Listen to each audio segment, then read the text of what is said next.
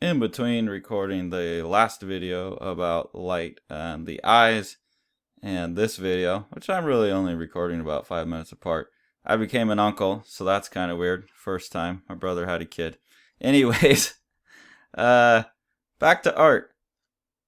When we're dealing with these types of structures of value mapping over a surface like this, and we're trying to render it naturally with the full range of value and the full range of gradients, with all the lights all the way up to the darkest darks, there's a fancy art word for that, pronounced chiaroscuro. I can barely pronounce English words, so don't totally trust my pronunciation there. But it's an Italian word that means the modeling of forms in a full range of light and shade. It often also means that it's a really dramatic difference between light and dark, but we're going to use it more often. When I say chiaroscuro, I mean just getting the full range of natural light and darks as it looks in the source image.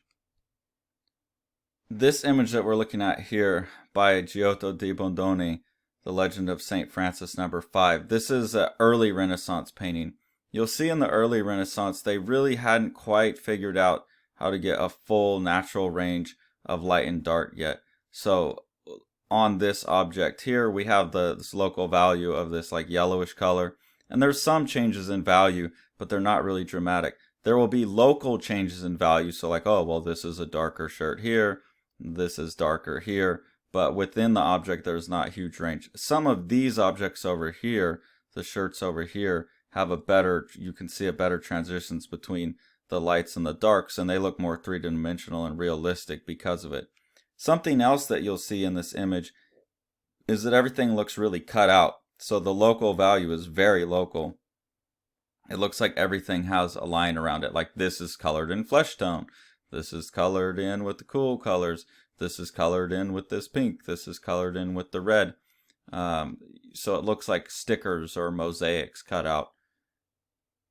Combined with a mastery of chiaroscuro, the really dark darks and really light lights and everything in between, and then innovating a technique called sfumato, Leonardo da Vinci was one of the early painters that was finally getting really realistic imagery. So here we're looking at the Mona Lisa, obviously one of the most famous paintings in the world. One of the reasons this is so famous is because it's an early innovation in these techniques. It's an early example of someone finally using the chiaroscuro correct, and then he's adding this idea of sfumato. Sfumato is another Italian word, and it means sfumare, to tone down and evaporate like smoke. So what Da Vinci was saying is that he's not only managing the contrast between light and dark, but he's managing the contrast between sharp edges and soft edges, fuzzy, blurry edges, those quick gradients oftentimes, like in the penumbra of the shadow that we looked at. So you look here, you see it's got the full range of light to darks. I mean, it doesn't get all the way white, but there's some areas like the hand where it's just light against dark and the edge is really, really crisp. Then there's other areas, like on the cheek, you have the penumbra of the shadow, so it changes from light to dark really fast, but it's a fuzzy, blurry, smoky edge. That's the sfumato. Again, here in the hair, it's a really quick jump between dark and light, but it's a softer, fuzzier edge, especially down in the cheek. And as you go into the chin, you get a lot of softness. And then along here, you get a really crisp line again. So he's creating rhythm between these sharp edges and these soft edges. There's also just parts where like the background and her clothes and the chair that she's on all blend together. That often happens in reality, where the things behind something is about the same value as the thing that it's behind, so they merge in your vision. Like some of her hair just merges into the background a little bit in terms of value. They're not that different. We need to start to manage those transitions well in our drawings, these sharp versus soft value transitions, as well as mastering a full range of gradient and value. Just looking at some other people who have mastered this stuff, take a look at Rembrandt here with the anatomy lesson. When people use the word chiaroscuro, they're usually talking about an artist like Rembrandt, who will put just like the darkest dark against the brightest bright, have really big areas of like almost black and really big areas of almost white, and then all of those value changes in between. So you'll see he's got that. He's got the full range of values. This really slow gradient across the body here, just slowly gets darker. Up here, all the edges are really sharp and really crisp, really sharp distinction between things. And then as you get here, you've got that sfumato effect where everything just fades out into the background. And there's a nice rhythm of sharp and soft, light and dark going throughout the image. Caravaggio is probably, if someone says chiaroscuro, this is probably the first artist they think of, because he balances out so sharply the whites right against the blacks. There's such a huge range of value in here. But he doesn't use the sfumato too much. You'll see that compared to the Rembrandt, this image almost feels like computer generated or something, because there's just sharpness all along every edge. It's not even very foggy here in the fabric. It just looks like it's almost a different object. He does a fantastic job with gradients and smoky transitions within the figures, but the edges are always really sharply defined, and that makes his images pretty intense. You know, they're very dramatically lit images, and that's one of the successes of Caravaggio. William Bouguereau, one of the great figure painters of all time. You can see here again a full range of light lights to dark darks, everything in between, and then just the slowest change in value from the brights here to the mid really dark values here. That really almost imperceptible shift of light to dark on the gradient, that's so important. Looking at some drawings, Chris van Allsburg. This image has, it's high chiaroscuro, dark darks, light lights, everything in between. And then it's got the sfumato effect everywhere, which adds to this dream-like quality of it. And then right here in the focal point on the book, we all of a sudden get this really crisp image. But even on a very big jump between light and dark, like right here, you can still see the edge is foggy. Same here, big jump between black and mid-gray and white. Sharp jumps in value don't necessarily mean sharp edges. They can still be fuzzy edges. The edge of this is pretty fuzzy, and you want to get to learn how to control that. You'll see here in this drawing by Emily Garlick, same thing. Huge range of values, like every possible gray that she could see. Again, I'm going to continue to push you all on this. When you say, I'm done, it's like, no, there's still 1,000 more subtle variations, slight changes in grays you could see. Nice sharp areas here with the white against the black, and then here you get those sfumato things so that the hat doesn't look cut and pasted on, but it looks like it's actually setting on his head. And then a lot of nice sfumato technique. This is a photorealist, not a realist painting, or a drawing, sorry.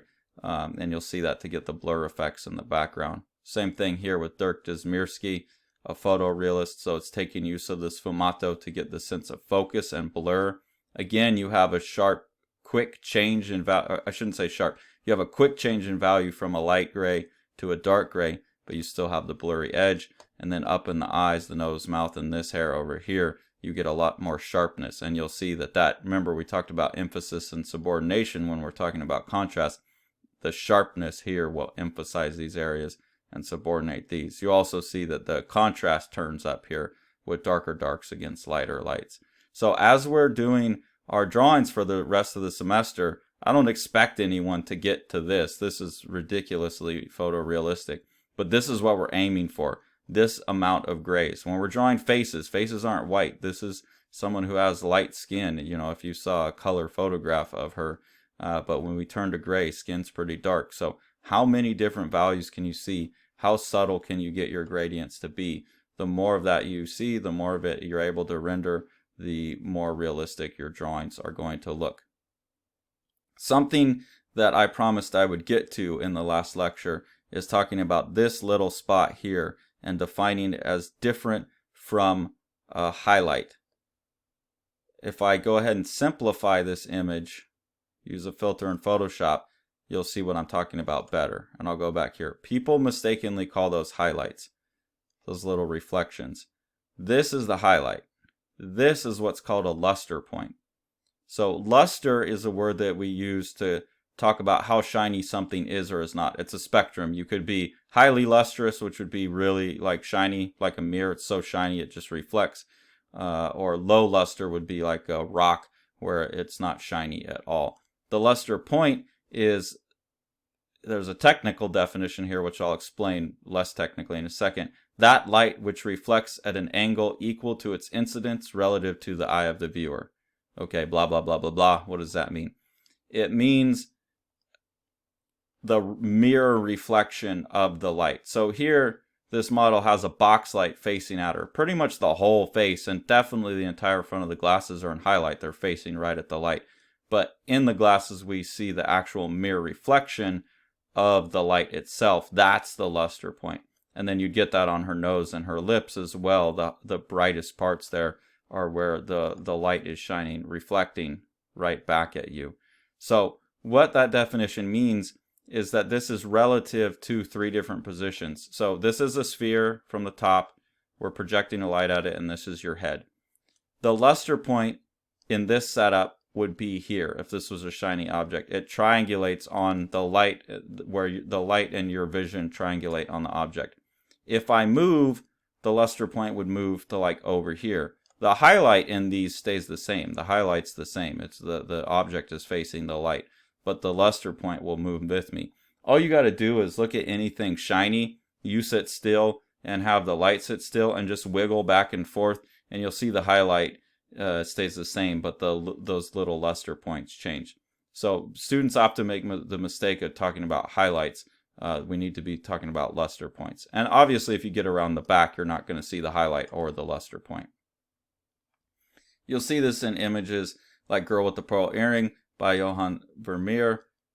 You get just a couple luster points, one in each eye. You get a couple on the lips to make the lips look wet. You know, lips and eyes should be lubricated. You don't want dry eyes and dry mouth. That'd be bad. And then the pearl earring that she has is also lustrous. And so that's just like there's a window over here, or a light source, probably a window. They wouldn't have had electronic light when he painted this. And that's just the reflection of the window in her eyes, lips, and earring. And you see it creates a nice little like triangle of focus there. So it emphasizes those areas. Here's a photorealistic painting by Ralph Goines. You can have multiple luster points of multiple different colors or multiple different values when you have multiple light sources. So especially if all of these have luster points all over them. But if you look at the ketchup bottle, you can really see there's these redder luster points. There's like this more grayish blue luster point, and there's these white ones. And you can tell what kind of light source this is coming from. This is obviously like a window with outside light. This looks like the lights on a jukebox. These are like the neon lights up on the ceiling. This is some kind of light or really strong reflection coming off something else within the diner. Maybe there's a jukebox over there. I'm not sure. But it's wrong to think that the luster points are always pure white. If they're coming from a light source that's not pure white light, then it's going to be some kind of different color or value. And the more light sources you have, the more luster points you're going to get. If you're aiming for photorealism, you'll see this is a painting by Marilyn Mentor. Here's her in her studio with her assistant. So you can see they're working on it. These are paintings. They're just super impressive. If the object's in focus, so this was like a painting of someone, a photograph where they like licked a piece of glass and then photographed that. Within the part of the slobber on the glass that's all in perfect focus, you get a bunch of luster points, and that's what will help it make it look in focus and shiny. When it goes out of focus, you get these weird like octagon type of shapes here. I think, no, these might be 10-sided shapes. They're not circles though. They have some sharpness to them, but they are called circles of confusion. That's what happens when a luster point or a light source is out of focus in a camera. It blows out, it interacts with the lens, and it blows out and creates this like multi-sided shape here. But even though they call them circles of confusion, they tend to have like these octagonal shapes to them, these 8 or 10-sided shapes, depending on how they're hitting the lens. So if you're working on photorealism, that's something to look for and something to be aware of, is how the photograph is dealing with light sources and luster points.